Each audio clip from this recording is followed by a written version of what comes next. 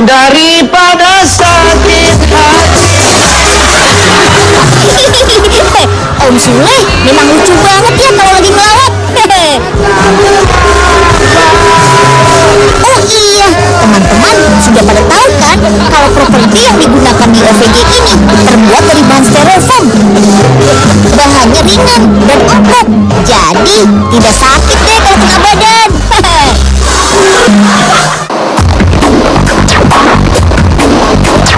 Nah, ngomongin styrofoam, ternyata jenis bahan kimia polistiren ini bisa juga loh digunakan sebagai bahan bangunan, yaitu dijadikan bata bertulang anti gempa. Sistem bata bertulang ini menggabungkan styrofoam dengan kawat besi sebagai tulangnya.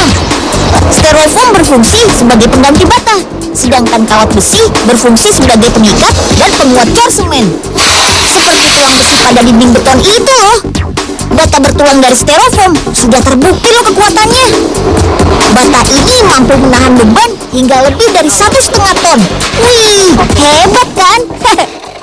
Hahaha. Sekarang saatnya pendekar sakti Embul mengeluarkan jurus andalan. Yat, jat, yat. Waduh, kok gabusnya nggak patah sih? Wah, mau cobain lagi nih.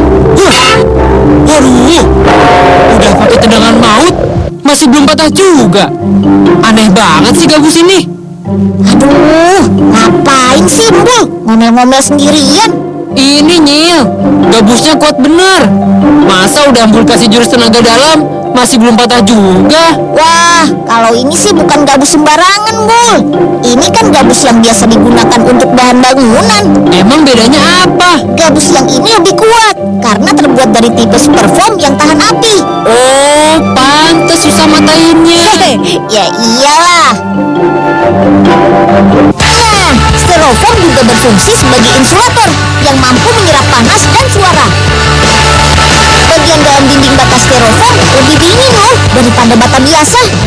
Ketika keduanya terpapar panas di sisi luarnya. Begitu juga saat dilakukan uji kebisingan. Suara musik dari handphone benar-benar tidak bisa menembus dinding. Wah, Unyil baru tahu loh ada bahan bangunan seperti ini. Hehe.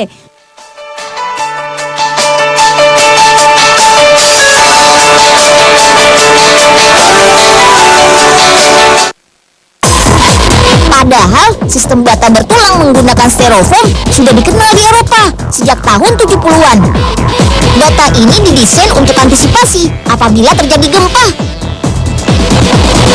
Oh iya, styrofoam untuk bata bertulang lebih ramah lingkungan dan tahan api karena terbuat dari polistiren tipe F.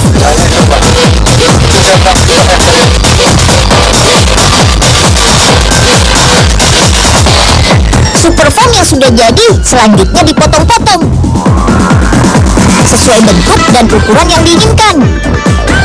Permukaan superfoam dibuat bergelombang sebagai tempat untuk mengikat cor. Sedangkan rangka bata dibuat dari rangkaian kawat besi. Proses perangkainya pun menggunakan mesin. Oke, rangka kawat besi yang sudah jadi kemudian digabungkan dengan superfoam. Agar dapat melekat kuat, bagian kawat pengikatnya harus dilas menggunakan las listrik.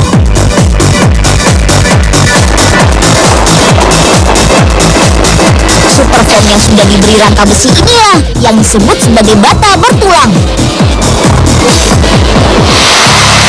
Proses pemasangan bata bertulang ini sangat mudah dan tidak memerlukan banyak waktu. Pertama adalah tahap persiapan. Pasak besi berfungsi mengikat bata bertulang dengan fondasi atau lantai bangunan.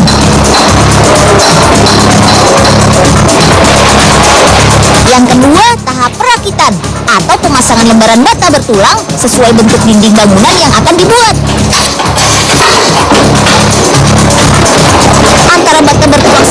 yang lainnya harus diikat menggunakan kawat besi supaya menyatu. Begitu juga antara lembaran bata bertulang dengan pasak di lantai. Sedangkan untuk membuat jendela dan pintu pada dinding, caranya bisa dengan memotong atau melubangi bata bertulang menggunakan gergaji. Oh iya, aplikasi bata bertulang tidak hanya untuk membuat dinding bangunan saja loh, tapi juga untuk membuat lantai, tangga rumah, dan atap rumah. Yang ketiga adalah tahap pemasangan rangka tambahan pada bagian-bagian tertentu. Rangka kawat besi tambahan ini untuk memperkokoh dinding. Tahap keempat yaitu pemasangan instalasi air dan listrik untuk kebutuhan rumah tangga. Lalu kelima, tahap pengecoran menggunakan teknik semprot. Teknik semprot ini memberi hasil yang lebih cepat dan lebih rapi.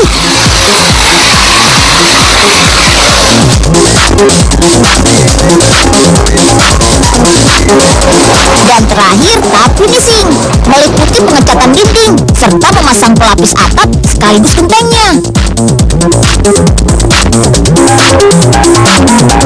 Tara, jadi deh rumahnya. Gimana? Sudah jelas kan? Hihi. Biaya untuk bangunan menggunakan bata bertulang ini memang lebih mahal dibanding menggunakan batu bata biasa. Tapi kalau dihitung-hitung jangka panjangnya, bangunan bata bertulang jauh lebih tahan lama alias tidak gampang rusak. Sehingga kita tidak perlu sering-sering mengeluarkan biaya perbaikan. Ya, kok begini sih Nyil rumahnya? Rumah apaan nih? Hihi, ini namanya rumah anti gempa Bul, karya arsitek Unyil. Kalau modelnya begini sih udah biasa Nyil. Yang keren sedikit dong. Biarin aja. Yang penting ini kan hasil karya sendiri. Ini kenapa Nyil? Kok goyang-goyang? Wah, gawat nih Bul, ada gempa bumi. Iya Nyil. Wah, terus gimana Kita dong? selamatin rumahnya dulu ya Bul. Ayo cepat, bantuin angkat. Cepat. Ayo Nyil. Wah, untung rumahnya dari gabus ya Nyil. Unyil nggak boleh ketinggalan nih. Oke, Unyil buat patung setengah badan saja deh. Wajahnya yang mirip Unyil. Nanti kalau sudah selesai, Unyil mau taruh di tengah taman ini supaya Om James ingat sama Unyil, anak Indonesia. Kumpulkan semua bahan, bulat-bulatkan, buat mata, bentuk hidung. Sekedar tahu nih, sebenarnya penggunaan tanah liat untuk proyek besar tidak hanya saat ini loh. Dulu tahun 1930, Om Henry Earl, ahli desain mobil, sudah memakai tanah liat untuk membuat rancangan baru mobil General Motor sebelum diproduksi massal.